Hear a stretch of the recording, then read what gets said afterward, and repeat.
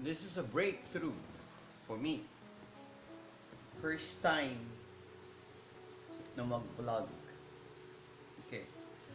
Uh, I really don't know how to start or where to start. Hindi ako marunong gumawa ng YouTube channel before. I asked some friends, relatives, bakit ko pinasok itong YouTuber? During this time of pandemic, I wanted to make my time worthwhile, productive. So, I just treat this as a class, teaching students like I was doing before. I used to teach constitutional law, political law, and minor subjects in college.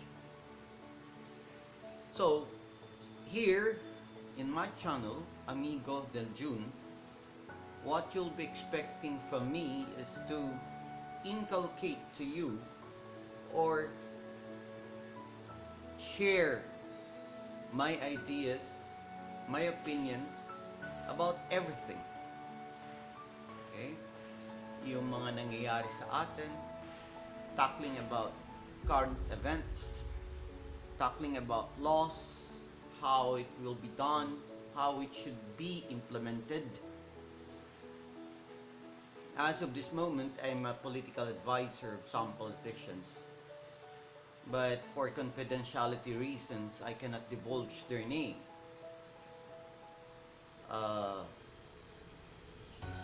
Let me just share this. Yung experience ko as a professor before. My first day in class. My call time is 5:30. I went to the classroom 5:20. There is a regulation that the professor should be there at least between 5:30 to 5:40. After 5:40, the students have the liberty to go out of the classroom. They go home if they want to. So, the professor is considered absent. Okay. I was there 5:20. I sat at the back. Sa likod ako. I was wearing white t-shirt, maong, leather shoes, and a black jacket. Leather jacket. Jack Rocks, oh boy. So, meron isang estudyante mo po, malapit lang sa akin, 5:25, and then I approached her.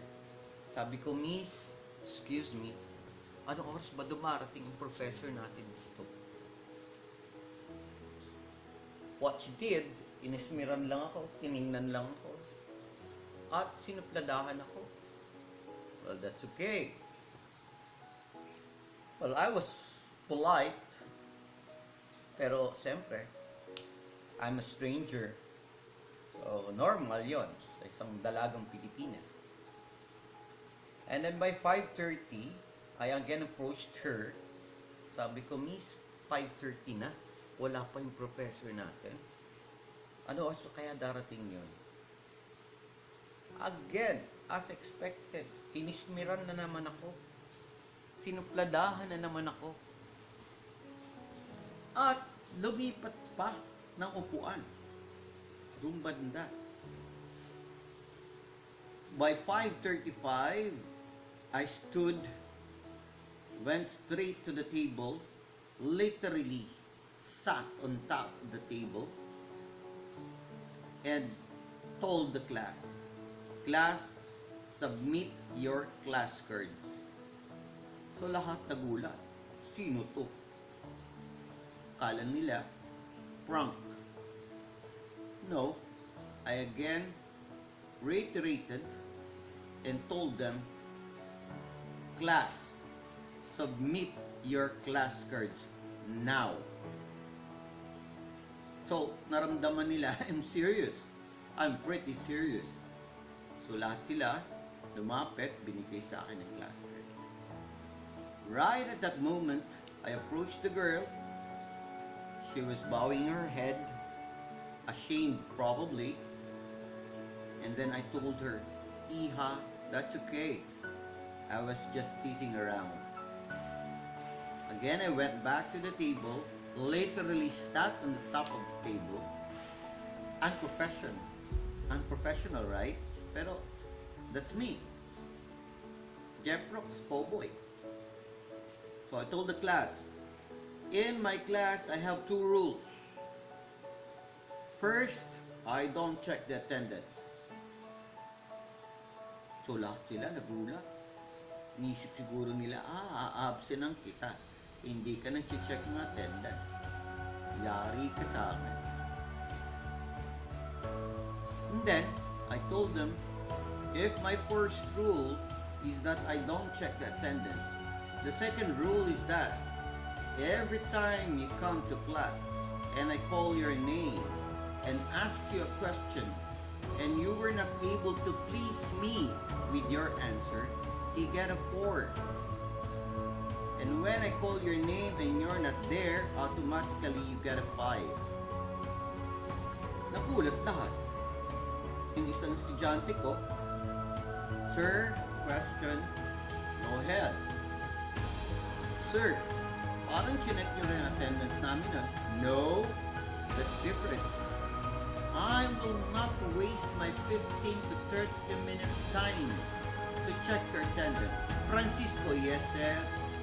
Luis, yes sir. That's checking the attendance. But a graded recitation, every class is a different one. Meron kayong participation, meron tayong interjection. Meron tayong kaliwaang pananalita sa bawat isa. Because teaching for me is not a profession. It is a vocation. A dedication on the part of professor to deliver the goods. Because the students are the one paying for my salary. Mandatorily, I have the obligation. I am obliged to deliver to you the lessons that you are required to learn. That's the reason why you are here. I don't know with other professors, but that's my rule. I will not waste my time, 15 to 30 minute time, kung 1 hour lang class natin, and then ubus na yung 30 minutes, sa kaka-check ng attendance ninyo. Tapos yung second in 30 minute time, anong gagawin ko? Magsasalita sa inyo? Ano mangyayari? Anong gagawin nyo? Yung iba nakaganyan. Yung iba tulog. Right? You students, I know you have experienced that. That's what I am evading and avoiding na mangyari sa akin sa class ko. I want my class to be lively, fun, entertaining. Why? Para hindi kayo antukin. I share some jokes, I make jokes, pero hindi ko pinaprank ang students ko. I'm not delivering mockery words para to put shame on my students. I just make up jokes to make it lively. That is what you will expect from me here sa Amigo del June channel ko. We'll be discussing a lot of things. Probably I'll be tackling some current events. Then I'll be interjecting to you my opinions about laws, about what's happening in this world. I just would like to share my knowledge to you. Currently, I'm a political advisor of some politicians. Confidentiality reasons, I cannot divulge their name. But for that instance, I suppose I will be able to explain to you matters concerning politics, day-to-day life, And hopefully, I will be able to share my knowledge, what I have learned during my college and law school days. Okay? Ano yung ina-adapt kong system when I was teaching? I remember one professor of mine in law school. I will not divulge his name rather. Of course, I haven't asked his permission yet. But eventually, pag nagkita kami, I will share his name here. Ang style of his teaching is like mine. Copycat ko siya. Kinapikat ko siya. And what he called that, Socratic style of teaching. When he arrived sa classroom namin, all books down, all pens, notebooks, notes, lahat sa baba.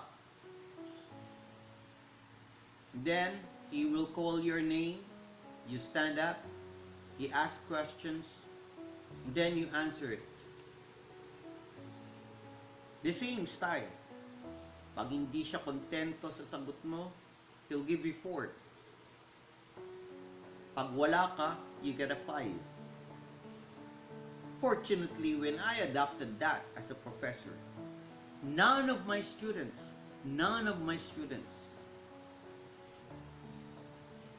upset themselves. Why?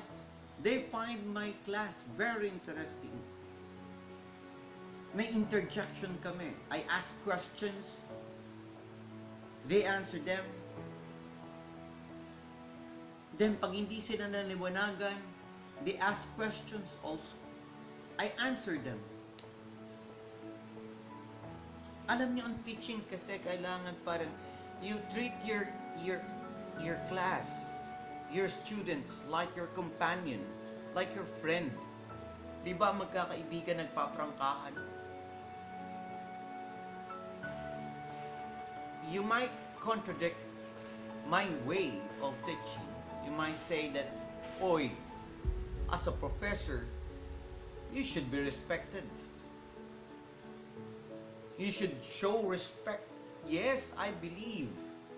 But respect is being earned, not being asked. Even though you treat your students like your companion, like your friend, but if your student will feel in them that there is respect in you because you respect them foremost, then in return they will give you 101% respect. You don't have to ask them. You don't have to tell them, oy, professor niyo ako, respetuhin niyo ako. No. That's absolutely wrong. Show it to them, give it to them, and then they will reciprocate it back to you. Mararamdaman ng estudyante niya. Once maramdaman nila yan, mararamdaman nyo rin na nire-respeto kayo ng estudyante. So, again, the reason why I will be a YouTuber, I would like to reiterate again my policy. I will not be questioning some questions to you because hindi naman kayo makakasagot kaagad. So wala ta interjection. So this will be a monologue, not a dialogue. You find my channel very interesting, then you will keep on watching my views, my uploads. Then somehow, I hope, hopefully, I will be able to disseminate, to share to you my knowledge, my experiences, na kahit papaano makakatulong sa inyo. So, for this time, this is my first vlog. I hope I was able to introduce myself because after this, wala na ako introduction. But I'll be uploading some hopefully interesting ideas sa inyo, give my opinions, and share my experiences in day-to-day life. So make this quarantine, this pandemic era of ours, be productive and worthwhile.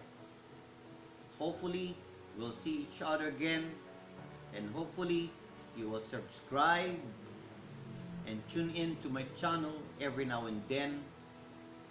And again, with God's grace, all will be safe. Goodbye then. Thank you very much for listening and watching.